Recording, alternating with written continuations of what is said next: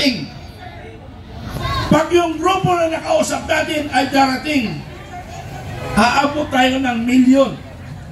Panahon na yon. Yung bilyon na yun, panahon na yon. Kung saan tayo tutungo. Ano? Ang sinasabi nila, sugod! Malacanang, Mindiola. Ano ba ang history ng Mindiola? May history ba sa Mindiola na nagwagi ang taong bayan? Meron ba? Wala. Eh bakit gusto nyo sa Malacanang? Wala namang history. Dahil pagsugod natin sa Malacanang, puro masakir, puro dinidisperse tayo.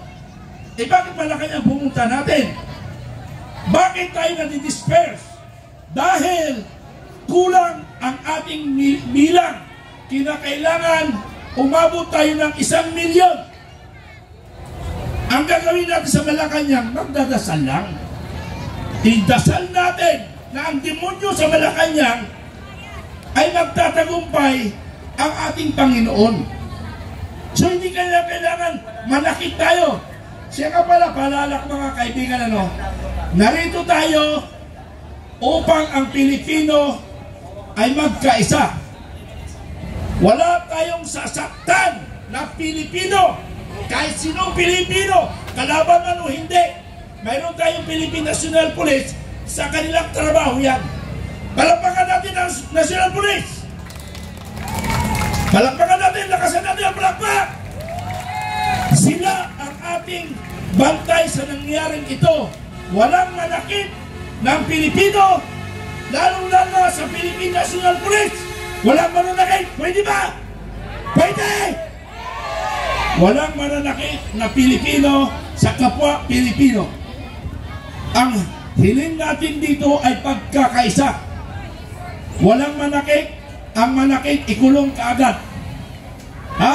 Ikulong kaagad ang mananakit. Kasi ang sadya natin ay pagkakaisa para sa kapayapaan ng ating bayan. At labanan ang ating problema sa bansa, ang korupsyon. So sa mga iba ko mga vlog, ay nakalimutan ko pala introduce ang vlog ko, Kanina, ang nagkumanta kanina ay Makabayan. Ako naman ay Makabayan. Makabayan in Informative Channel. Hindi ako ang fake na Makabayan, ha. Yung Makabayan vlog, sila yung nanggulo noong September 21. Makabayan vlog na fake, sila yung nanggulo sa Mindiola, sa Malacanang, at doon sa Gate 4 ng Aguinaldo. Sila ay binayaran ng administration. Mga demonyo kayo. Ha? Kayo mga kabaro ko na planners, maya naman kayo.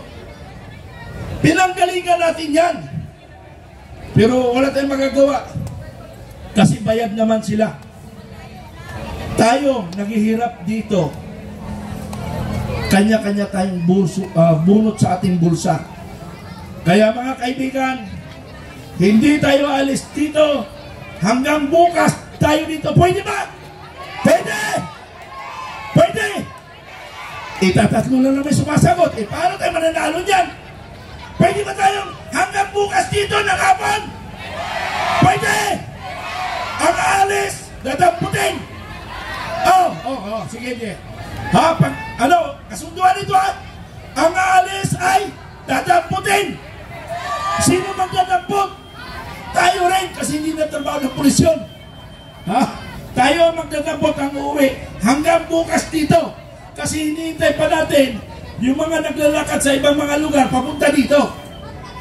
So kinakailangan, kung magtagumpay tayo, aabutin tayo ng 1 milyon dito. At pamumunuan ko kayo maglakad sa tamang lalakaran. Hindi ko kayo iiwanan. Laban tayo! Pwede ba lumaban tayo? Laban! Laban korupsyon! Mamatay kung mamatay! Bakit humina? Mamatay kung mamatay! Para sa bayan! Alam niyo mga kaibigan, ha? Ano na? Huwag mo naman. Hindi pa kulang pambilang natin.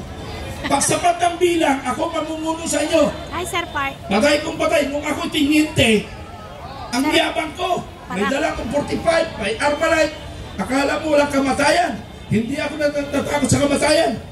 Kung kailan ako naka-schedule sa langit, ay sa langit ba ako pupunta? Bakit ba ako matatakot?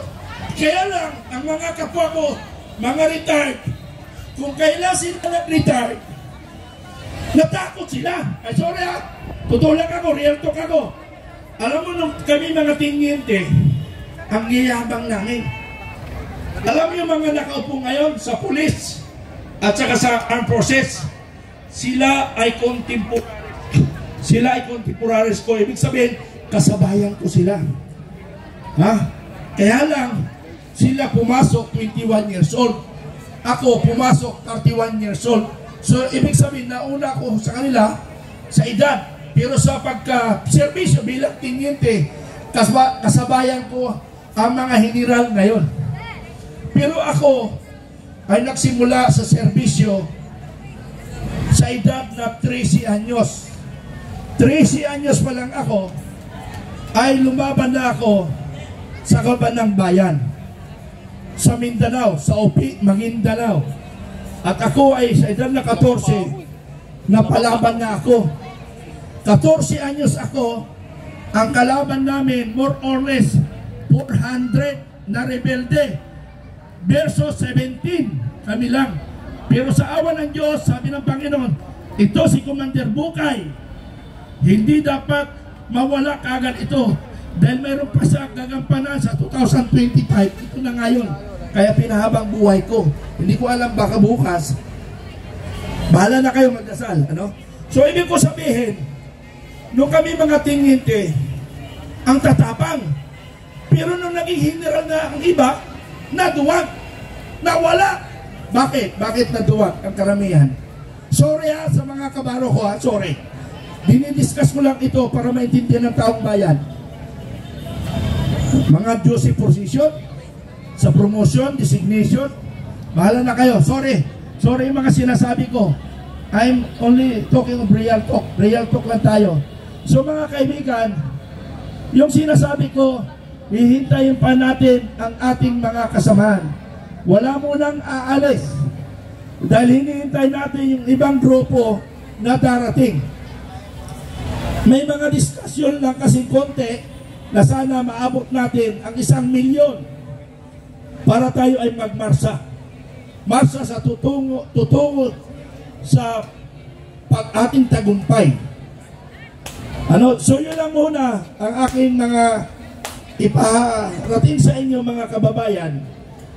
At hinihintay pa natin, mamaya magpuprograma tayo, doon natin isa-isahin bakit tayo narito. Ang iba sa mga vloggers, pakishare na supposedly ang ating mga schedule na mayroon talaga nakatukan na mga tao at mayroong question lang.